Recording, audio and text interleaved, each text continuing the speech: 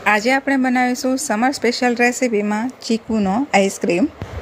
આ આઈસ્ક્રીમ તમે ઘરે ખૂબ જ સરળતાથી બનાવી શકો છો। એના માટે 400 ml જેટલું દૂધ લીધું છે। 400 ml દૂધમાંથી 1 વાડકી જેટલું દૂધ આપણે સાઈડ પર કાઢી લઈશું। હવે દૂધ ઉકળે એટલે એમાં મિલ્ક પાવડર અને કોર્નફ્લોર વાળા દૂધને મિક્સ કરી લેવાનું છે। સાથે સ્વાદ પ્રમાણે ખાંડ અને થોડો ઇલાયચી પાવડર ઉમેરી દેવાનો છે। હવે દૂધને 10 થી 15 મિનિટ ઉકાળીને એકદમ ઘટ કરી લેવાનું છે। दूध उकळे एटले एने नीचे उतारीने ठंडू करी लेवुं। हवे चीकूने छोलीने एना आ रीतना टुकड़ा करी लेवा। हवे दूध ठंडू थई गयुं छे तो एने एक मिक्सर जारमां लई लईशुं। हवे एमां कापेला चीकूना टुकड़ा अने साथे वेनिला एसेंस उमेरीने एने ग्राइंड करी लेवुं।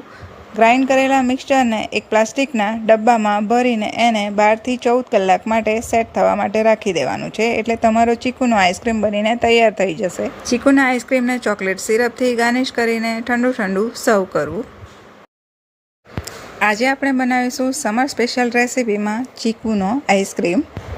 આ આઈસ્ક્રીમ તમે ઘરે ખૂબ જ સરળતાથી બનાવી શકો છો। એના માટે 400 ml જેટલું દૂધ લીધું છે। 400 ml દૂધમાંથી 1 વાડકી જેટલું દૂધ આપણે સાઈડ પર કાઢી લઈશું। હવે દૂધ ઉકળે એટલે એમાં મિલ્ક પાવડર અને કોર્નફ્લોર વાળા દૂધને મિક્સ કરી લેવાનું છે। સાથે સ્વાદ પ્રમાણે ખાંડ અને થોડો ઇલાયચી પાવડર ઉમેરી દેવાનો છે।